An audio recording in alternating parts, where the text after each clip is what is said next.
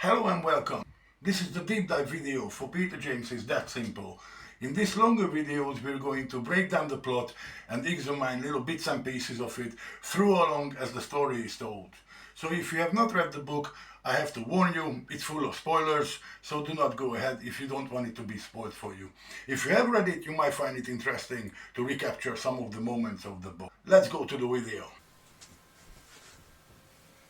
5 friends go out on a stag night. They have a crazy plan in mind. Robbo, Josh, Luke, Pete and Michael Harrison. They're all childhood friends, but 4 of them have a master plan to do in a little bit of Michael's brain before the big day, the wedding's coming up in a few days' time. And they decide that he's gonna be buried in a coffin until they go out, continuing the stag do in some strip clubs and stuff. So they get him well drunk. They're in this van rolling through the countryside, rainy weather, dark roads getting darker. Michael Harrison completely drunk in the back of the van. So drunk actually that he doesn't even notice the rattling shovels being in the back of the van as well. He's slurring his words, he's mumbling, he's talking about the missus. In the meantime, the van is just taking an off-road, rattling into some sort of abandoned field in the middle of forest, so it seems, and there's a pre-dug grave. Soon enough, he's being pulled out of the van and put in the coffin. They stick some whiskey in there, a porn mag, flashlight, and a two-way radio.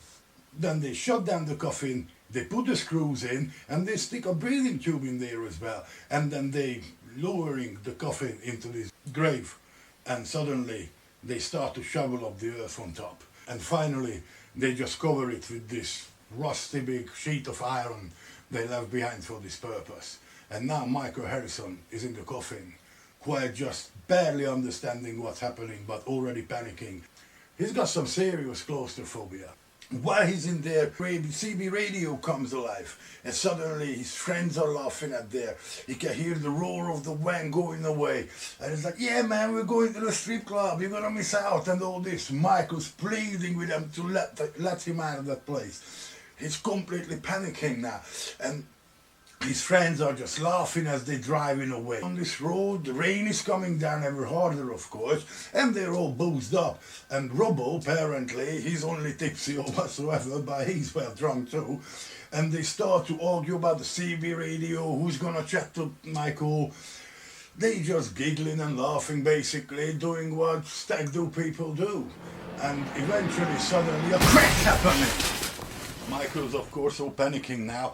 He just gets cut off from the conversation, and obviously his last memories of the conversation is something like "Robbo, watch out" or something similar to that one. After the accident, we get to be introduced to Phil Wheeler and his son Davey. Davey's on the autistic spectrum, a mental age of a 6-year-old. And the father and son company is operating a tow business. And when wrecks happen in their area, they technically get called and they tow away the wrecks wherever it's desired to be. And obviously it's the police compound at this moment, or the junkyard or whatever it is. But anyhow, as they pick parts and put the car on the trailer, David wanders around the crash site and he has to have a piss, so he goes onto the roadside and has a leak and he finds a CB radio. And since his dad doesn't allow him to collect anything, he's all wary about the CB radio, and suddenly he speaks into it because he likes his cop shows. He uses these cop slangs and American accent occasionally, and he's more than surprised when the radio crackles to life. And he drops it accidentally and the battery flies out. Suddenly Davey hears his dad calling, "Davey, where are you?" And he's all excited and he doesn't want to get caught, so he puts the battery and the CB radio into his pocket after he picked them up from the floor. And then he just, "I'm coming Dad, I'm coming Dad." And he just heads to his dad. So that's where we meet Roy Grace.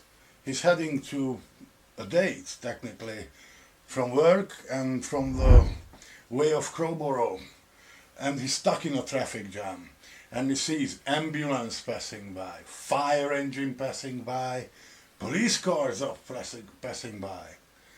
And he wonders what's going on. So he calls in to headquarters, to the police, and inquires, and they tell him that the tailback will be a while because there's an accident just happened.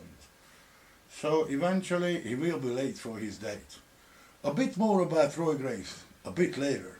Enter Mark Warren, the sixth friend that's supposed to have been in the stag night. His plane was late. Arriving home, he finds massive amount of voicemail on his phone.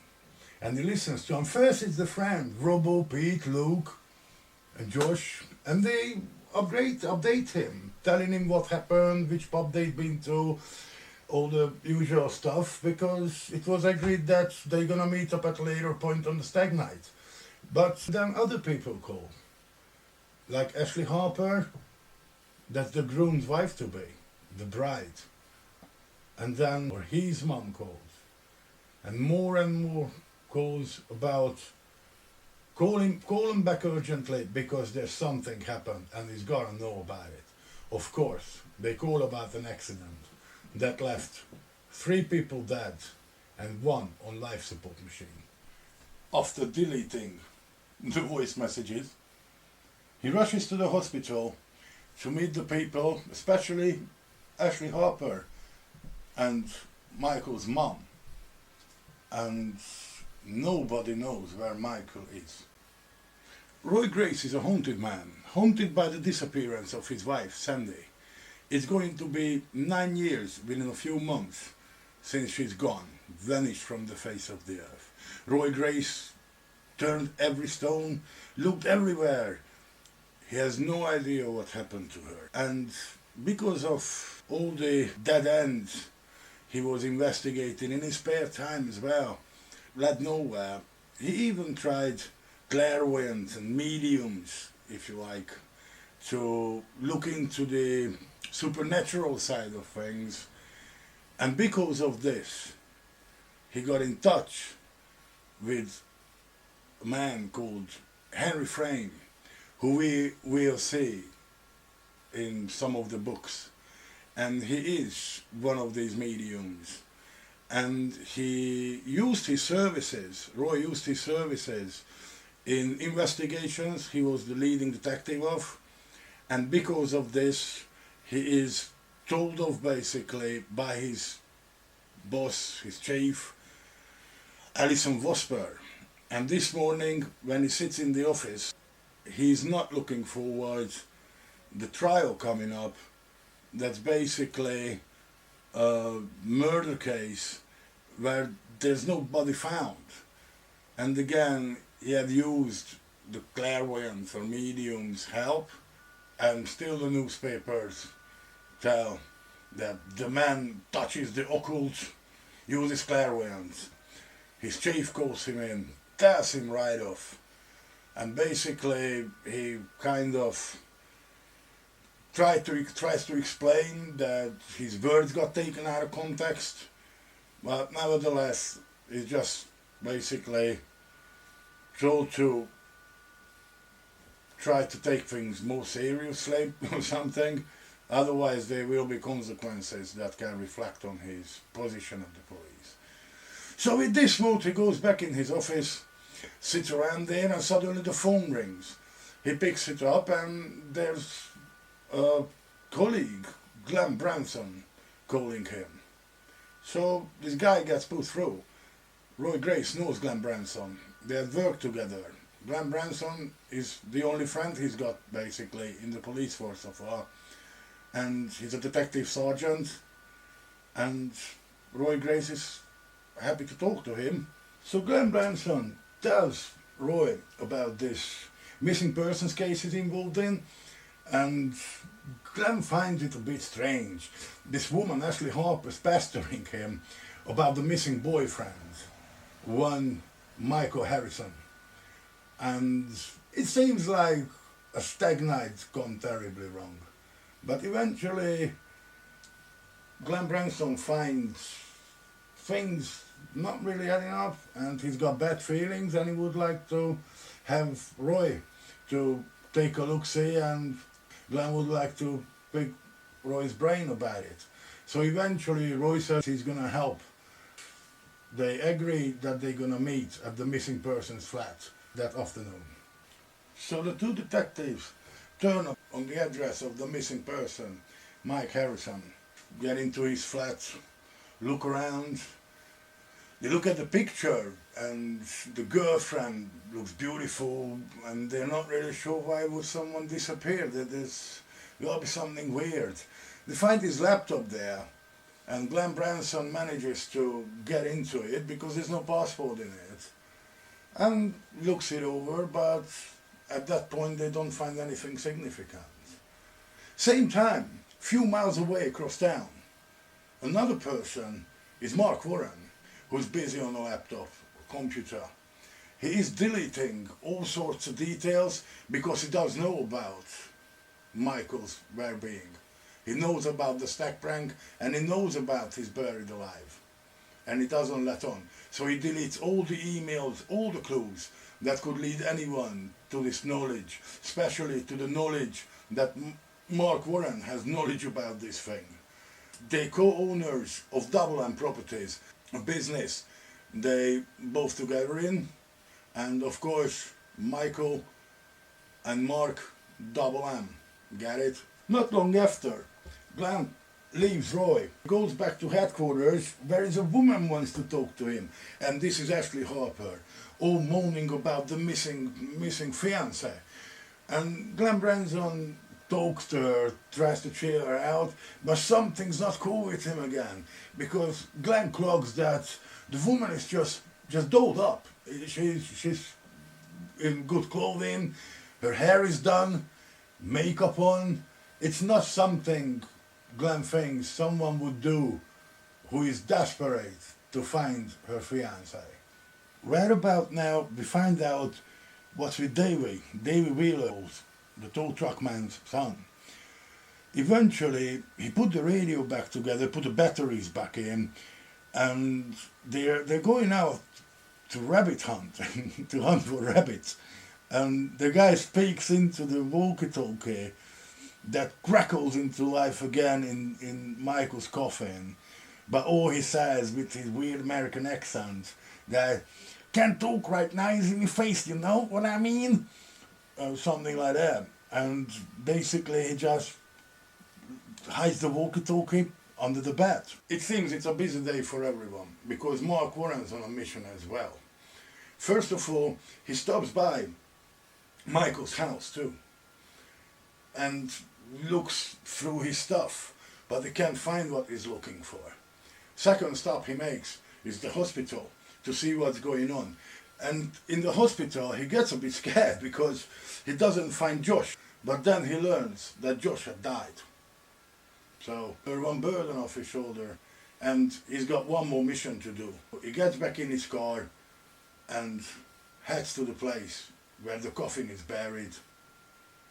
He takes up the metal sheet, shovels off or gets the dirt off from the coffin as much he can do it by hand, and takes the breathing tube out. Job done. Mark sits back in his BMW and drives to the Arlington Reservoir, where he walks onto this wooden jetty. They know this place from childhood. They used to learn to swim around there and all the sorts of things you would do around water bodies. And he throws the two shovels into the water and gets rid of the breathing tube and heads home. The early hours of the morning find Roy Grace playing poker with his club buddies. They have these traditional poker nights every Thursday, and whenever he's got the time, he attends.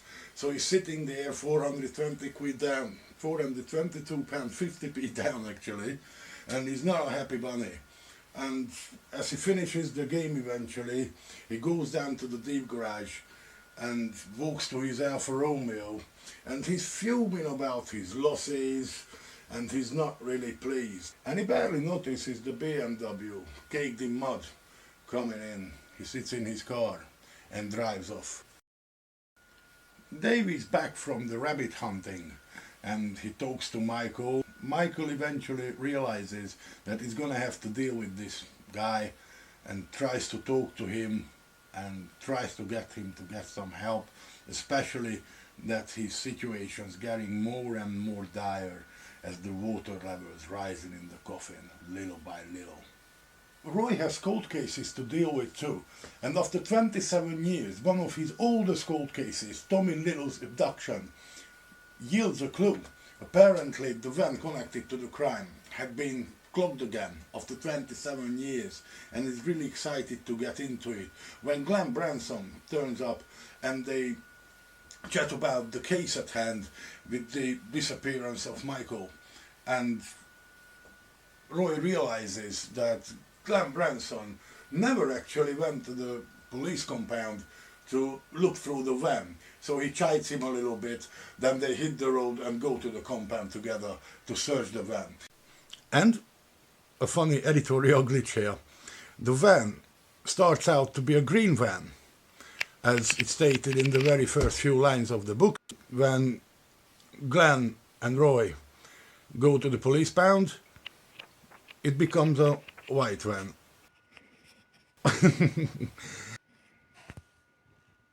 Even though I checked, because I've got multiple editions. I've got the first edition of the book, got the first paperback edition, 7th in print as well, so not even a first, and the edition that contains the next book as well. And none of them corrected it. But they did correct the Veneland building, because the Veneland building is spelled with a double L in the first edition, and straight away in the paperback it's been changed to normal. So the editor was on the ball, but somehow they missed the green colored van being a white van. Maybe because Peter James loves a white van. You will see a few of those in the coming books. That's enough of splitting hairs. Back to the plot breakdown. In the meantime, Dave is chatting away with Michael on the CB radio and telling him that he just seen the police reports and the accident reports on TV, and that they were the ones who actually took the wreck away. And Michael all gets excited about it and tries to get David to call help, but Dave is kind of worried about his dad finding about the CB radio. Plus, you know, his mental age of 6 doesn't really allow him to understand what's going on. He still thinks he's in this true crime world, in this law and order fictionized world, and he just thinks it's a big game. Roy and Branson go to the impounded van and they search it, and finally they find a few objects that might be clues. The objects are like unlabeled cassette tapes, a plastic bag with a parking ticket, a left-foot Adidas with a bomber jacket. In its pocket they find a pack of ciggies, a lighter and a dry cleaner stub. The parking ticket is dated some 3 days before the crash. The dry cleaner's bill contains the address of the place, of course. The van is registered to Sean Julian. Julian's undertakers, that's a father and son company. And upon interviewing him, Branson learns that Sean Julian's son not usually taking the van, but now he has. As the two cops make it back to the headquarters, their team member, Bella Moy, have something to report.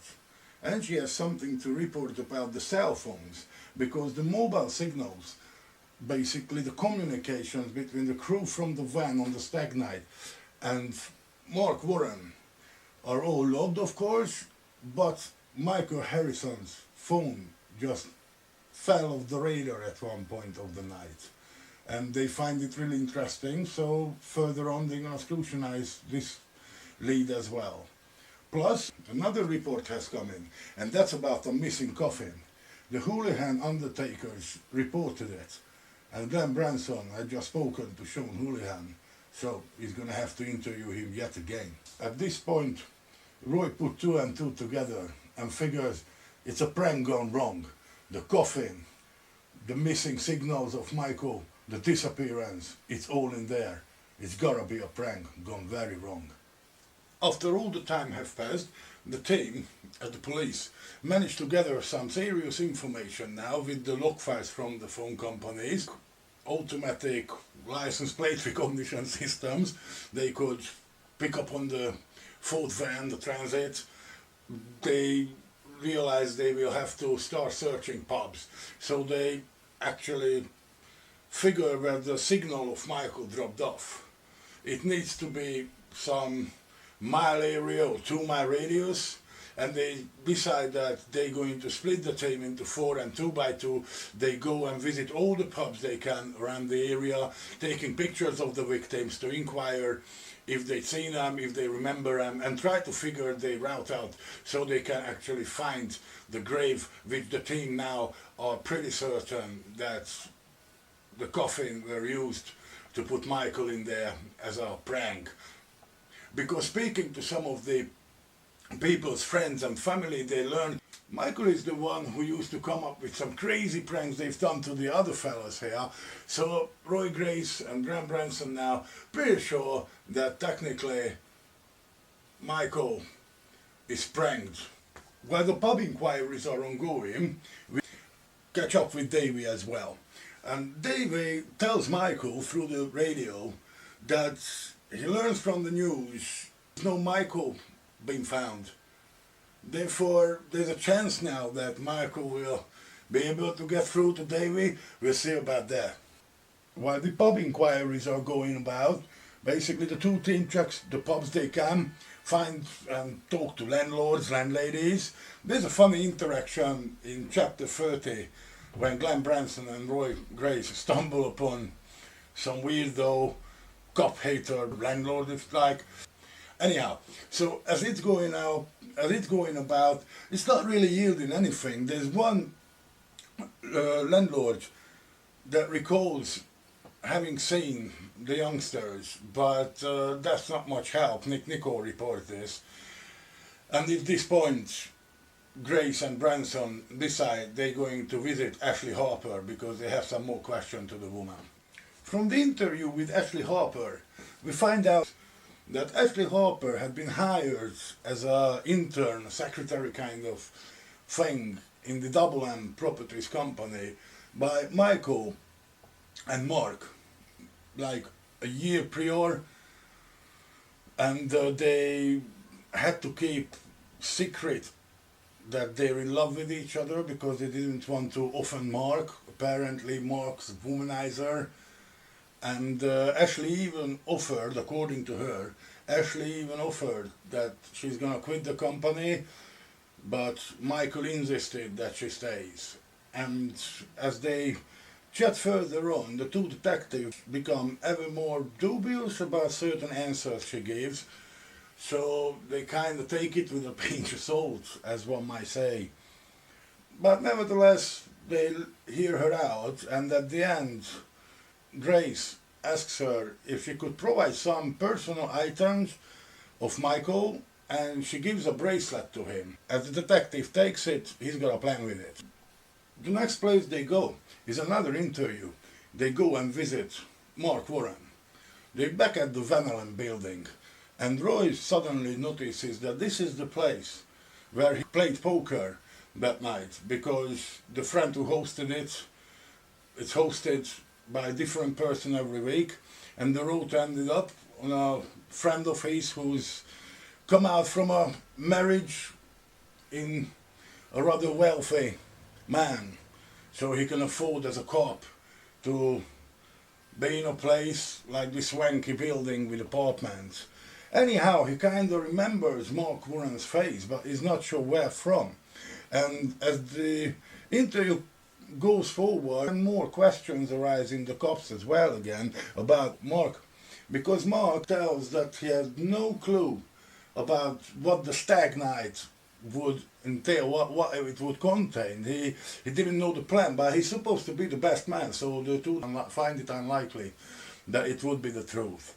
And eventually they leave dissatisfied with the interview. They go out. Grace tells Branson to go down and see the underground parking garage of the building. He points out the BMW. Grace remembers it now, but it's freshly washed and everything. And he tells Branson about it, but for now he leaves it be. From Mark Warren's place, they take the bracelet to Henry Frame, the pendulum man. And the pendulum man, as the whole thing is iffy, and Branson's not sure what to make of his colleagues' idea of seeking this, even though Branson's the one actually who suggested that because time is the essence, they may just need to look into this paranormal thing. Anyway, Henry Frame says that the pendulum doesn't lie, and basically it points to Camptown. But Camptown can be the location of Michael Harrison, can it now? So that arises more questions in Grace's mind. Meantime, we find out about Ashley and Mark, they're lovers. And then we check on Davey and Michael, of course. Michael, at this moment, is not only in big trouble, but he's kind of losing it now, even though the water level stopped rising in the coffin due to the rain had stopped. But Dave is not much help yet. And Ashley and Mark have an argument because Ashley is adamant to actually go ahead and do the wedding, because she says that people might think that she believes that Michael might turn up. Mark thinks it's dangerous, but eventually through the argument we kind of get the sense that it's Ashley who wears the pants between them, and this wedding thing will go ahead without Michael. Roy Grace is known to do his morning runs. He runs about the Vanillum building, and hanging around the gate a little bit, a person comes out, so he sneaks in, he goes down to the deep garage and taps down the BMW, Mark's BMW, and from the undercarriage he collects some mud, some soil, and takes it with the idea that he's gonna go and call Joe Tyndall, a colleague of them, who's a forensic person, and he's going to be able to analyze where the mud came from. Roy Grace, of course, turns up at the wedding. Mark is hammered, he's drunk, and he's mouthing it off to the detective, coming with all the cliches against cops. But Roy Grace takes it rather civilized. And at the end of the day, he's seen what he's seen. So, though Ashley tries to save the day, saying about she's really hoping that Michael will turn up, and Roy Grace just leaves at one point, but he stumbles upon Kevin Spinella, one of the journals of the local newspaper, the Argus. We're going to hear from him in the coming books as well. So meet Kevin Spinella. In the meantime, there's a new recruit in the police, Emma Jane Baltwood. She is joined them because Bell and Moy suggest, so enter E.J. Baltwood. It is also the first appearance of Cleo Morley. She works in the mortuary, and Graham Branson had to dash off to some sort of a break, a little holiday, because his marriage is on the rocks, and he's trying to make up to the wife. And now Detective Superintendent Roy Grace is doing his job for a while. And indeed, Superintendent Grace does the job, because he goes to the mortuary and scrapes dirt from under the nails and skin and clothing of the victims, and bags these as well, because they're gonna have to be matched to the soil that he collected from the undercarriage of Mark's BMW. Joe Tyndall, this forensic specialist, he's not very happy because he's missing out on a YouTube concert that he was gonna go with the missus. Well, that's the end of it, because he's gonna get busy with the soil samples. Because of the case becoming way too complex and time is running out, the investigation is stepped up, and now it's called Operation Salsa. Mark Warren has another problem, and he is going to deal with it pronto. He goes back to the grave because he needs to take the palm device out that might contain emails and communicate that he needs to get rid of. But as he opens the coffin, hoping to find Michael's dead body, he finds the coffin empty, save for them rainwater. Otherwise, the body's nowhere, there's no Michael. He's going through the dirty, brackish water, but he finds no palm device either. And he is completely flabbergasted, just taken aback. And he is not really sure. We find out that actually Mark and Ashley Harper know each other for a long time, and all along they planned that something's gonna happen to Michael, and Ashley can have his share from the company, and together they're going to just disappear and enjoy life. So we find out that these friends are not real friends, but at this point Mark's not knowing what to do. In his initial shock wears off of not finding the body of Michael. He's going to see Ashley Harper. Soon enough, more things are happening, especially that a new body is found near Crowborough. And the detectives go and see who that is, and they phone Ashley Harper and make sure and jail the mother of Michael to make sure that they can identify the body. Unfortunately, they come back negative. It is not Michael's body. And soon enough, we will find out it is Davy's body.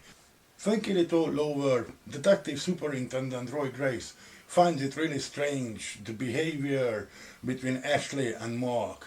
He's suspicious of them both. So he orders the car, Mark's car, the BMW, to be checked via CCTVs and ANPR systems, the automatic number plate recognition system that is, and follow the route what is done in the last few days. And Glenn Branson comes back from his little holiday. Roy Grace goes and sees Double M Properties. He wants to talk to Mark again. Gets more and more suspicious of Mark, and he takes the bracelet that he'd taken to Henry Frame before and tells Michael he'd found it on the stairs and it might belong to a staff member. And Michael claims, oh yeah, it's mine. It does not help his case, does it? Meanwhile, Michael Harrison's coffin is opened. He doesn't even understand. He's kind of relieved, but suddenly he realizes it's a short-lived relief, because he gets kidnapped by a character who calls himself Vic.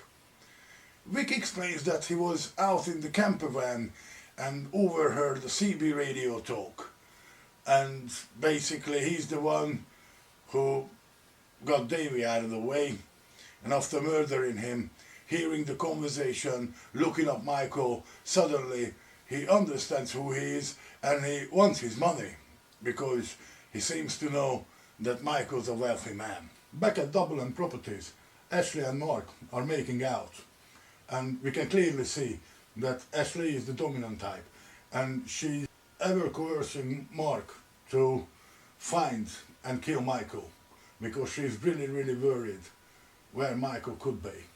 And in the meantime now, a delivery comes via courier, and after Ashley leaves, Mark obviously opens it up and finds a severed finger and a note to it. Detective Superintendent Roy Grace goes and visits Phil Wheeler and interviews him and wants to learn more about the victim, Wheeler's son, Davy. He finds out that Davy liked to stay in the shack just outside the house, and this auto recovery, Wheeler's auto recovery company, it's on a ranch kind of thing just on the outskirts of Louis. And as Roy Grace looks around the shack where Davy used to stay, it's only a small place with a bed, some desk, television, which has Law and Order credit sequence frozen on the screen, and loads of knick-knack, mostly American cars, pictures, kind of like advertisements stuck on the wall, torn out from magazines, even Twinkie bars, and loads of notes and stuff. He's looking for the radio for a start. Davy's dad said that Davy used to speak into this radio, and he tries to gain information, what kind of stuff he used to say. But the dad says that, Phil says that eventually the guy just made up things because he's autistic with a mental age of 6, and he had this conversation of make-believe words of true crime and crime cop shows and all this. He finds a lined paper note with scribblings on it, directions on it, and what's looking like a map as well, and a sequence of numbers that looks like a phone number. and it's basically telling directions to a place like through 2 cattle grids and by the gate or similar to that. Eventually Roy takes these and promises Phil that he's going to do his best to find the perpetrator, the killer of his son. Mark Warren is still completely upset about the severed finger and the box he received, the jiffy bag he got from the courier. And he's not really sure how to proceed with the situation, and he's all nerved out. And as he's pondering the ideas, what he could do, the buzzer goes. He checks who he is, it is Roy Graves. And he reluctantly lets the detective up. So, again, in Mark's apartment, in the Van Allen building, the two have a conversation. Roy confronts him with the findings of the ANPR system and some CCTV that picked up his BMW X5 heading towards Lewis and roaming about 1 in the morning, half midnight, really odd hours, out on the countryside in Nover's Land. But Mark's quick to explain that it's normal, he just went for a drive. He could have been on them days as well, he's not really sure. When Roy questions him, how he could not be sure about where he was driving at given times. And he explains that it's because near the place in question, which is Ashdown Forest, they got property developments going on. And he sometimes goes out late at night, late evenings, whatever time he wishes to, and looks around to make sure that when they sign the contracts, all the regulations, everything is up to standard, because he claims that they have loads of hassle from the people who make these regulations. Well, Roy Graves is really surprised about this information, but he does have to bite the bullet on that one. But before he leaves, he urges our friend Mark to tag along with him. He's going to send a car for him, and help them go around their plot of land, because they will have to find what's hidden in those notes. He does not yield too much about where he's got the information, obviously. And again, very reluctantly, Mark agrees that he's going to go with the police and help them negotiate to find the plot of land they're talking about. And as it happens, he does go with them, but he's not waiting for the search to conclude. He does not really help him. He does not help into the search with the police, and he kind of just makes a French leaf. He just disappears, and secretly he meets up with Ashley in a restaurant. Yet we learn that what really happens is Ashley is still pressurizing Mark to find Michael and sort him out, kill him, get rid of him. As this concludes with this, meanwhile we see that in a hidden place Michael is still alive, and his cell phone is still working, his mobile phone is found on him, and though he's tied up, he manages to blind text Ashley to get some sort of help. Now with the night is getting closer, Roy Graves goes out on a date with Cleo, who they had a little conversation in the mortuary, and they found some time, only though it's a short date. But like I said, we're going to be hearing about Cleo too. The mysterious kidnapper, who calls himself Vic, tortured all the information out of Michael. That means that they got his signature, all the papers filed, all the papers are signed now by him. So they phone Mark and blackmail him, threaten him. Basically they sent him on a mission. Mark's to go to Double M Properties office building and there verify a transaction, and it's because it's a joint account, he's to wire some serious money onto a hidden bank account somewhere in the Cayman Islands. Of course there's development in Operation Salsa. A coffin is found with the date, a short date, got even shorter. Roy Graves goes back to headquarters, to the police station, and learns about the coffin that was empty. Also, just as he's in there, the incident room, as they call it, a phone rings, and it's Ashley Harper telling him about the text message he received from Michael. Mark manages to finish the transfer, so the money is now on the Cayman bank account. And while he's on the phone with the mysterious person, Vic, he's tricked out into the balcony and lifted up and swung over and dies. As Roy and Glenn are heading to speak to Ashley in person, they notice that there's some incident happening nearby the Veteran building on the seafront.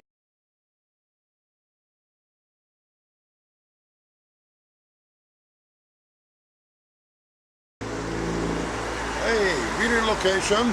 There's the Veteran building just behind me, and where I'm pointing, that's supposed to be Mark Warren's window. That's where Vic sneaks up on him with the text messages and throws him over the balcony. And he falls right there on the pavement next to a nobody really busy bar. So this queue of people, but obviously we're at daytime now, so actually you can see anything about it, because in the night it's a bit more difficult to. So far, from all the way from the top balcony, Mark Warren falls into his death on this street. It's called actually Camouflage Street, just front of the Vanilla. That's the way Grace and Branson are coming in the car, and as they drive past, they see the people here, police and emergency services, and that's when they arrive and see Mark Warren being dead. The route Grace takes when he sneaks into the deep garage of the Vanilla to get some mud of the undercarriage of the suspect BMW, Mark's BMW. That's where he hangs around waiting for the person to come out, and he sneaks through the gates, and just down there he goes down to the deep garage. And that's from location. Let's get back to the video. And apparently it's a suicide jumper. Or stop by, get out of the car and see what's going on, and they recognize it's Mark Warren. Another segment of these deep dive videos will be the title hunt. Seemingly every Roy Gray's book has the title hidden somewhere. It's mentioned, it's thought of by characters, told by the narrator.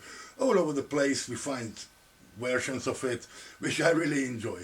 Now, according to my notes, for some reason, I failed to note couple maybe out of the 21. So it's more the reasons that you can comment if you find them. Let us know, because I won't know it till I reread the books again, and it will be a while maybe. In the case of That Simple, the title is found in two places actually in the book. The first time it's on page 226, chapter 55, almost the very end of chapter 55, before the last line. And it's thought of by Mark Warren. And the second time it is thought by a character named Vic. It's towards the end of chapter 86. So we have That Simple twice. Check it out yourself, or read the book as I normally say. Back to the video. After leaving the incident site, Roy Grace and Glenn Branson head back to headquarters, where they learn about the new development. Ashley Harper's background, full of false identities, as E.J. Balfour just found. Looking deep into her background, they realize that she has no traces recently. Her talk about the uncle from Canada, lived overseas for many years, and all these companies, it's all nonsense. She has multiple identities, and it seems like she's a black widow. After just a few hours escape, the detectives now all going out to arrest Ashley Harper. In the early hours, they managed to get a search warrant and an arrest warrant. But when they get to her address, which is near Hove train station, basically they find nothing. The place is cleaned out. Absolutely. They say it's like a hotel room. That's what one of the detectives says. It's like a hotel room cleaned. And they find nothing in the building. They're really fuming now. But in the backyard bin, they do find a receipt that is about a £2,000 radio scanner, and they find receipts of the transaction, and the mailer score bill is found as well. And knowing the aliases that Ashley Harper had been using for a long time and have been using since, knowing about the aliases Ashley Harper uses, they spread all these and make sure that all ports, airports, ferry ports, will check the name register if anyone purchased tickets, and they do send the information out obviously to all the car rental places, and eventually they find the car because they do remember Ashley Harper renting the car under a different name. While leaving a hidden location in New Haven, they leave Michael behind because Ashley still somehow feels something. Vic wants to kill him, but Ashley talks him out of it technically to leave him starving there. And they just basically get in a rented car and pull out with all their luggage. Ashley's carrying luggage. Vic is pissed off about it, and Vic is jealous as well about Michael. But eventually this little argument fizzles out quickly as they pull out with the car and they get into a little accident. With the wrecked vehicle, now they can't continue their escape, but they can hear the sirens coming from far away, but they're closing in, so they need to do something. So Vic steals another car, and they get into the Land Rover. Ashley still bringing her stupid luggage and puts it in the back as much as she could, and they hit the road towards Gatwick because that's their final destination. They have a plane to catch. And while the Land Rover got stolen, obviously it got reported to police, so with the plate number and the make and model, now the police know what car to look for, and they do, and the car chase ensues. The car chase goes on for a long time, basically very well written as well. And within the car chase, they start to argue, obviously, Ashley and Vic. We learn about they've been doing it for many years with different identities, and Vic, the guy, is always on the sideline and he's jealous about it as well, and secretly has planned to do away with Ashley, and probably Ashley has plans to do away with him as well. But none will happen because as the car chase is raging on, suddenly a wrong move happens and the Land Rover flies off a bridge into mud flaps where the car sinks in with its passengers who die. This concludes the two perpetrators, but Michael Harrison is still not found. And the signals from the text message to Ashley have come from New Haven. And nearby New Haven lives Harry Frame. And Roy's only option now to actually go and try the pendulum again, to try to locate Michael Harrison, because he's gotta be in New Haven. They hope he is, and still alive. The final chapter, Henry Frame goes along with Branson and Grace, and he kind of has visions and uses the pendulum and locates buildings, and eventually he pinpoints a building where Michael should be, and he sure is. And this concludes the story. And with that we went through the video. There's no need for me to speak about it anymore, not in this video anyhow. So I see you in the next deep dive video. Signing off now.